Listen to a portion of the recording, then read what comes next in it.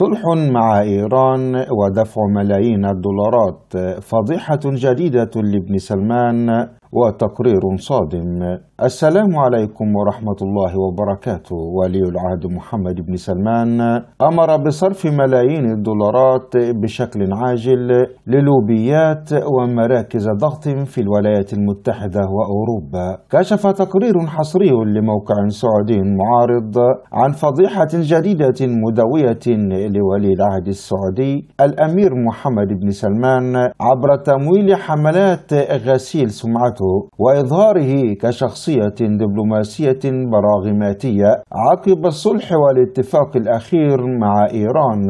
وذكر التقرير الذي نشره موقع سعودي ليكس أن ابن سلمان أمر بصرف دفعة 10 ملايين دولار بشكل عاجل للوبيات ومراكز ضغط في أمريكا وأوروبا بغرض الترويج له والتغطية على جرائمه وسجله الحقوقي الأسود. ونقل الموقع عن مصادره الخاصة التي وصفها بالمطلعة أن حملة محمد بن سلمان تستهدف استغلال حدث الاتفاق مع إيران مع أجل إظهاره بشكل رجل دولة يتمتع بقدر من الدبلوماسية والقدرة على الاتفاق مع خصومه. ويكرس ولي العهد السعودي بحسب ذات المصادر حملاته في هذه المرحلة للتغطية على صورته المتكرسة منذ سنوات كحاكم متهور وقمعي يعادي بسهولة خصومه الإقليميين وغير مقتنع بالقنوات الدبلوماسية. وأضافت المصادر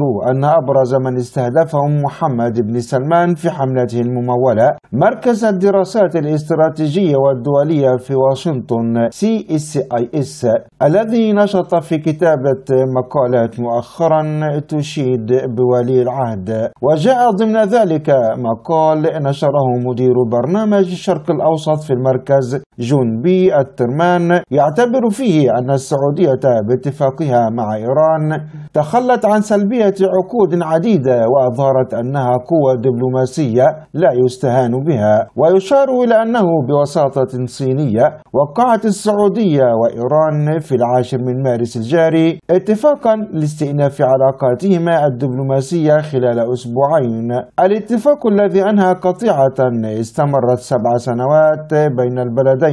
الترمان أشاد كذلك في مقاله بتحركات السعودية قائلا إنها أولا سربت أنها كانت تستكشف إمكانية تطبيع العلاقات مع إسرائيل وأظهرت في الوقت نفسه انفتاحها وصلابتها. وفي اليوم التالي أعلنت عن الصفقة الاتفاق مع إيران في بكين. هكذا استغل ابن سلمان الاتفاق مع إيران لتلميع صورته. ووفقا لتقارير إعلامية أمريكية فإن السعودية أبلغت الولايات المتحدة بإمكانية تطبيع العلاقات بين الرياض وتل أبيب ومقابل التزام أمريكي رسمي بأمن المملكة لا سيما في مواجهة إيران ودعم برنامج نووي سعودي وتزويد الرياض بأسلحة معينة. لكن واشنطن رفضت تلك الطلبات.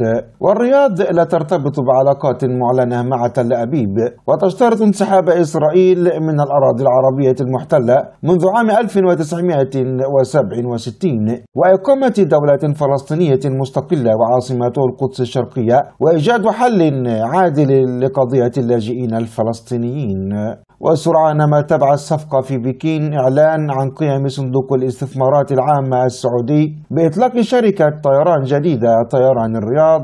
وبعد يومين جرى الإعلان عن شراء المملكة 78 طائرة بوينغ بحسب الترمان. ولم يكن بالإمكان إطلاق مثل هذا الناقل الجوي دون ضمان ألا تكرر جماعة الحوثي اليمنية المدعومة من إيران هجماتها بصواريخ وطائرات بدون طيار على أهداف في المملكة بينها منشآت نفطية. وزعم الترمان أنه تم ترتيب الأحداث والإعلانات على مدار الأسبوع ليكون لها تأثير معين.